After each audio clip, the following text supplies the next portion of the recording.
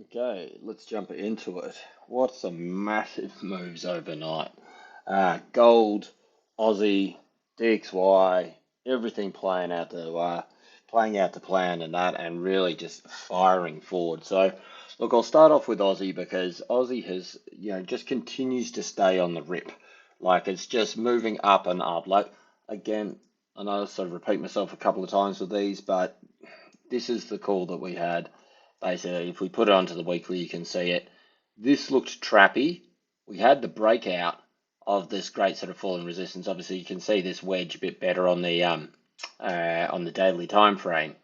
But this was trappy for the shorts, and it is really just continuing to squeeze through as much as it can. So if we sort of flip on to where we're at currently, I mean, we look at the more sort of short-term moves. This was our confirmed breakout that we called the other day, marked out. We got above this, obviously a little bit of a liquidity grab around here, but once it got above these wicks, it's just taken off. So we're up into this lower area that we sort of identified just the other day, sort of saying that, look, you know what, we've seen a little bit of action around these areas previously. So let's move these ones up over here. These are sort of showing areas where it's played its part as little bits of support, obviously mainly dancing around here. But the main part that I'm looking at with this is on the way back down, this created a bit of a range for us here. So we know that, for whatever reason it was at the time, 66.50 odd, that the market sort of valued it and it's come up here, clipped it, and it started to find a little bit of resistance. I mean, hardly sort of something to sort of say, okay, yeah, it's about to go boom back down, but obviously sort of a little bit of profit taking just off the highs here at 666 sort of for the highs there. And we're seeing sort of off the start, well, sort of early Asia volume sort of stuff before it really sort of comes in strong. Excuse me. I continue to still push up a little bit higher. So I'll flip on to the other charts that have really sort of corresponded with this as well in a moment. But yeah, for the here and now, if we have a look on, I think this one here, this one sort of shows that we're really sort of just, as I said, powering on. We're getting up into sort of, bit of no man's land, not no man's land, but certainly a place we haven't been for a long time with the Aussie, which is nice. Next zone above here will come in around this sort of 77.20. And this is on the horizontals. But interesting thing with this, keep flipping back and forward between the two charts, 77.20, as we've sort of got it marked out vaguely on this one over here. If we sort of, excuse me, sort of drag this down a little bit here. This is also coming in with this massive falling resistance. And this one, as I keep saying, higher time frames are stronger. This is your weekly. And this is going to be crucial for any sort of future growth for Aussie to get through. Because if we go back to Feb 21, we've respected this 1, 2, 3, 4, 5 times. Kind of 6 here, but let's say 5 times. And it hasn't gone through. If it does go through here, which, all things considered at the moment, certainly skewing in the favour of, this could be a big sort of turnaround for Aussie. And 69 in this scenario is the swing high. So once we get through 67, there's not really much stopping it. And if you have a look back at some of the videos I did sort of back around, I think it was, early October, I had the two price targets. Again, so you keep going back and forward with these charts. The two price targets, one being this first price target through here, which is if you were trading this little triangle to the break, and the other one that I called, at the time called the pie in the sky price target, which was 68.5. And this was based off the idea that this was a massive wedge, pinching and breaking. And obviously we've got the break through here. So, yeah, I mean, we're only sort of halfway there, maybe a little bit over halfway there, but so far we've moved from those calls around 63, just around 6%. That is a massive, massive move. And really, realistically, in quite a short amount of time, because you got to sort of think that sort of like through this whole period here, as it was grinding down, oh, sorry, not that far. out here, that's 3.5%, and that was from August through to October, and it just pinched and sort of ground along, and it wasn't even moving that the whole time. The majority of it was moving 2%, dropped down there, another sort of 1% through here. So it's been super, super, super tight. And obviously now it's just spring loaded and just gone bang and popped back up here. So yeah, look, I think certainly Aussie does have some more upside. We got CPI out in just under an hour now. So CPI at the moment, let me pull it up. So yeah, what have we got here? So we've got previous print was 5.6%, which of course remember was a large push up from the 5.3 that was sort of forecast last time. This time they're predicting that it's actually all these rate rises, or at least probably more likely this last one, which a lot of people say was the rate rise we didn't need to have, but that was 1, 2, 3 increases in CPI in a row. So yeah, I mean, that is what they're trying to do. They're trying to control the spending and try and control inflation, and it's moving in the wrong direction. So how can you justifiably say, look, we didn't need to raise rates? I mean, when they say, oh, we're going to use the tools at our disposal, what do you think the tools at the disposal are? It's the rate rises. So of course they needed to have that, and they're sort of saying, okay, we're going to see a 0.04% drop. Now, this could happen. I mean, who really knows with these things? But a couple of things with these is that, you know, since it is a drop and also a bigger drop off than the increase was last time, so they reckon that it's going back down to the levels that we saw in September. It's a fairly big drop, so it creates a little bit of a window.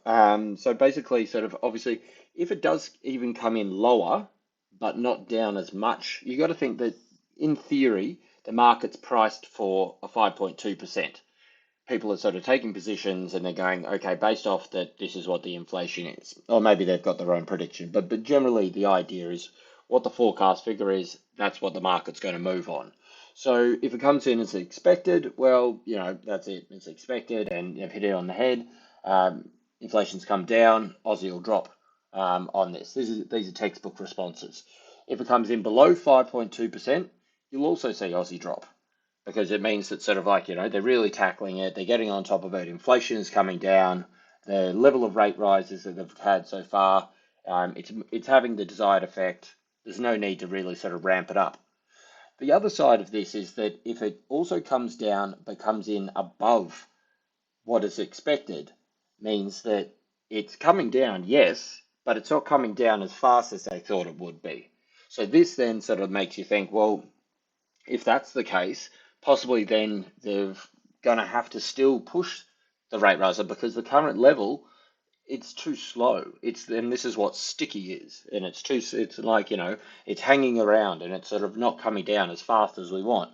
So this may have a bit of a sort of a drop-off effect for the fact that it's lower, but then ultimately be positive for Aussie strength, just in the fact that, there's a higher chance. It puts it more in the camp of, okay, we're going to need to really still strongly consider another rate rise.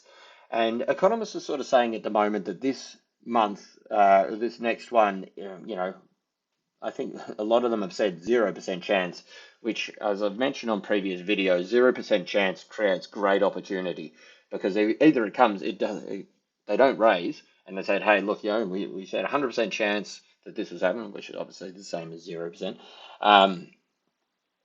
And, well, market was priced for it, it happened, no shocker. But, the flip side of that is that when they do shock, that's when you see your super fast moves. So it skews the risk reward on that. So they're the options on that. And of course, the last option, well, not option, but last sort of semi outcome here would be the fact that if it just doesn't come down at all, if it comes in at 5.5, 5.6, or even worse, potentially goes up. If it goes up, if they get a high print here, Aussie is going to explode. And I don't think we're going to see any of the sort of same price action of last time. So if we go back to, when was it, 25th of October, because you've got to remember that, so where are we here?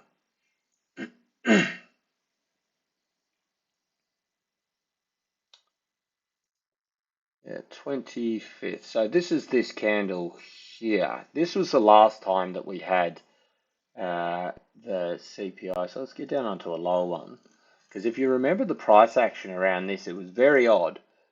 Of course, on the hourly, it's a little bit harder to see. 25th of October. Here we go. So this here, let me zoom right in on it, is the price action from the last print.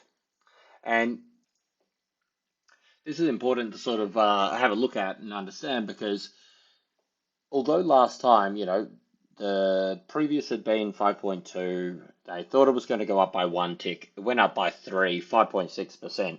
And you can see reaction, bang, took off. But this is still when we were in this heavy sort of like, grind down. You had the falling resistance, you had the horizontals, all this kind of stuff. It got smashed into. So this is something to sort of keep in mind. And this is what I say a number of times with the Aussie. You can have good data, well, seemingly sort of bullish data for Aussie as a currency, but it doesn't matter unless like we see what's happening with the US. And excuse me, sort of through this period here, the DXY, so I know Aussie's not part of the DXY, but US dollar as a broad sense was being bought up. This is when sort of DXY was in that big grind sideways and it was having one of its little temper tantrum short squeezes and pushed up hard. And you can just see what happened. So it doesn't matter that we had sort of CPI come in high and come in super hot.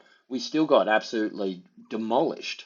I mean, you got 0.5% and change push up, followed by a near 2% drop afterwards. So yeah, CPI, although it's the sort of what I call second tier data, obviously sort of the actual rate decision only being above it as being the sort of the number one, the sort of top tier data. It's important to understand that these things don't always move in sync with what the textbooks say they should be. So what I'm sort of thinking with this potentially while US dollar is so under pressure and being sold off so heavily, if we've got a prediction for the CPI to be cooler, which is coming down, that would sort of be weak for the Aussie dollar. So you'd expect initial reaction to be something back down here. Now, if DXY US dollar as a broad sense, God, I hate having to keep saying this over and over, but basically US dollar as a broad sense, if that continues to get sold off, then there's a good chance that Aussie does this and just continues to grind higher. Because, as I said, we can have data that points in one direction, but if the US also sort of being sold off, we're just such a small currency that we just sort of follow suit with what's happening. And that works in both directions. So if we get a low print, which is what I'm predicting, I'm expecting sort of similar price action to yesterday, where we had that initial drop off, came back down, offered some opportunities. We picked up the short, the lows on those ones, and obviously it fired up and sort of continued sort of moving higher. So that's just my sort of read of how sort of CPI may go tonight. We are still coming up into somewhat of a little bit of a wedge sort of through this area. We're into what we've sort of identified as a bit of a horizontal. Whether this holds, that's still remains to be seen. But certainly if we get above here, 67 is going to be the next big one to sort of get. And we're only sort of 45 points off this at the moment. So less than 1% move. So certainly if we get a high print, we could sort of see Aussie be sort of definitely sort of shooting back up towards that 67 mark. But I really do think that we're starting to get to a point where we might see some sort of bounce and cooling off. So that's just my sort of little read on Aussie just in the short term. I'll flip across to DXY quickly because obviously it's sort of relevant in this situation. So we had first of all, we had the bear flag move completed. So this was US CPI bear flag, obviously tried to flow up here, came down, took out that price target. So it's just continues to keep taking out these measured moves. Now, if we sort of drag this down a little bit, I've only just sort of pointed this out now. This is potentially what is our sort of what would be the lower end of our sort of bit of a channel, even though it hasn't really been respecting the top side, sits back here. I mean, that's set the angle for between this lot here, but hasn't even sort of been able to muster enough to rally up here. The big part that I'm looking for is this bit down here. This is my sort of second main target from the top. So, you know, this calls 4.5% from the highs. And what's important about this one here is that it's on the 61% of that large 3-month grind move up to the top side. So this will provide a pretty good sort of entry, risk reward wise, for anybody that wants to give US dollar a bit more of a go to sort of see, you know what, it's about nearly 5% cheaper than it was at the start of the month. What a month, Jesus. So this could provide a little bit of a bounce, potentially as well, sort of coming into month's end. If we look at that, that is one ugly looking monthly candle. Coming into month's end, we could, so let's just mark this all out here. So this is going to be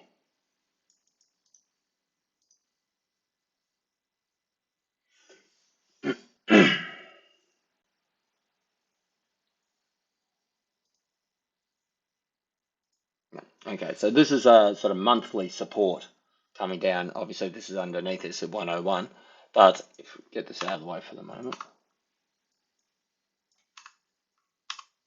No, doesn't want to delete. Okay, move it out of the way, whatever. If we sort of come down here, coming into the monthly candle, another reason that we may get a little bit of a bounce through this area is the fact that it'd be a new monthly candle. Now, a new monthly candle, obviously, even if it's going to go down further, may try and put in a top wick before it sort of shoots down. You never see any of these candles having no wick on both ends. You know, if you go back through absolutely everything, even as it's going down, this one here, up little, I mean, it's only small here, but little up wick, bang, down. So there's a good chance that coming into month's end, around this zone as well, we have the 61%. This may provide a little bit of a bounce. Not to say that this is going to be a bottom and we're going back up, but at least a little short-term push back up. If we do get that short-term push back up, this is how it's relevant with Aussie, that we may sort of see a little bit of US dollar buying, and we may sort of see Aussie cool off and get that cooling off that it needs to provide a better entry to push on for its next leg. What I'm starting to sort of think here is as well, this is quite a big zone. This is your, as I pointed out, this is your monthly. So this has obviously played its part a lot of times. If this breaks, with a little bit more room to go, of course, this could also be lining up with about the same time as Aussie would be testing through that sort of weekly falling, which I guess could also be monthly falling resistance. So this is what I mean with the sort of cross-chart confluence, that we sort of see that this has been tested a number of times. This is obviously the big area that started that big sort of push up, you know, up the stairs, down the escalator, bang. So I think sort of like, you know, if this area here breaks, and this is obviously on the higher time frame, so you know, this will be through December. If this area breaks, and particularly if it can close down underneath this zone, then I think we're going to be seeing some major breaks. We're going to see, it's worth watching Euro, Cable, Aussie, all these things, because I think that's going to really open up the door for US dollar coming back down further. So just to get into a sort of a bigger sort of thing, this is the area that I'm really targeting with DXY 94. It's the 161 retracement of that large push up. If it comes back down here, it's also bottom end of this monthly channel coming up here.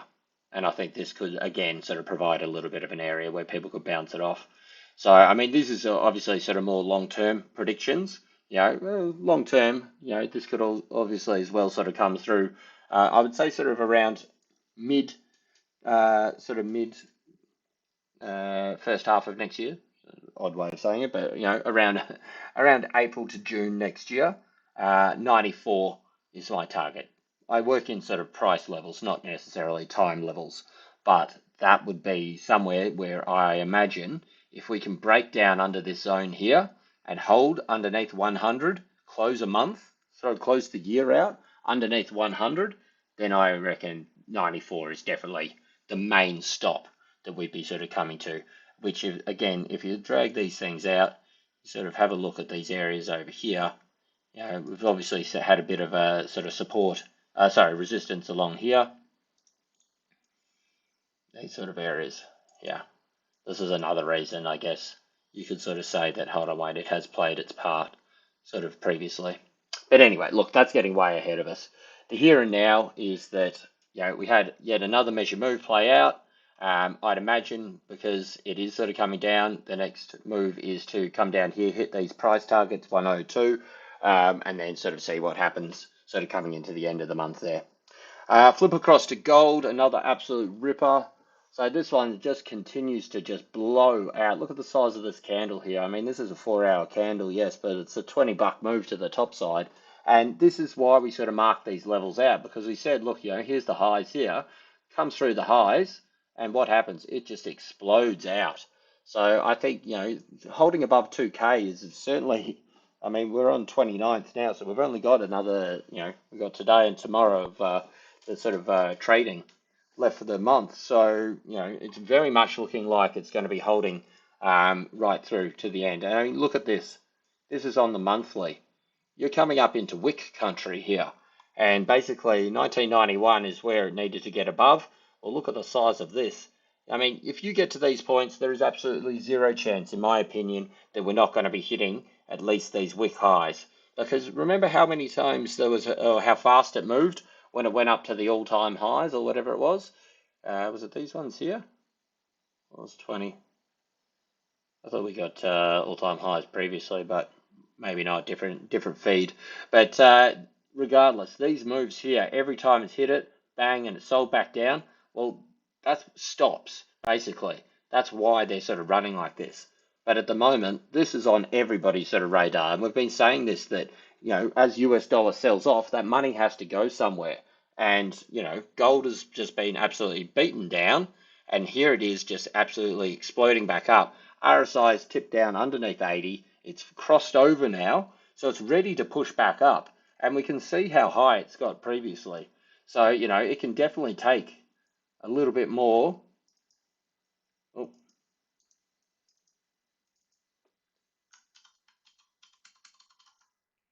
just have to pause this one.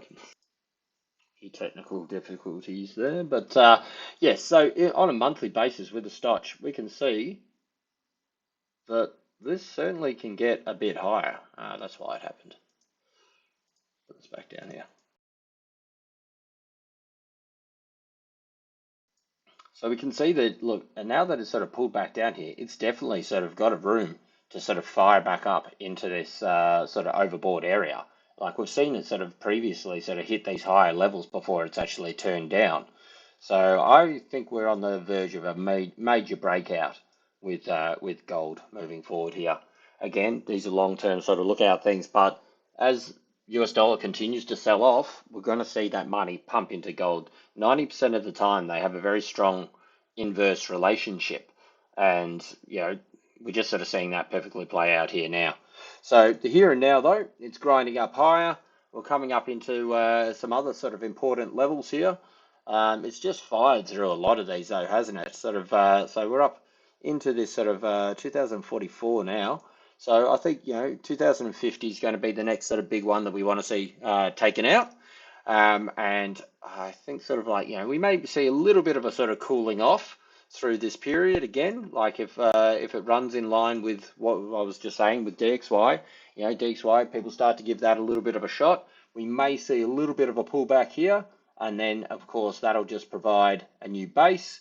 Once we've got that new base, then we'll be looking to sort of launch. So I don't know if we're necessarily going to go through, 2050, 2060 or so as of right now. Again, coming into the new month, you might see a little bit of a sort of move to the other side. But I think sort of certainly at the moment, anybody's just going to be buying any little dips they can on gold, because I think this is definitely on the verge of a major break.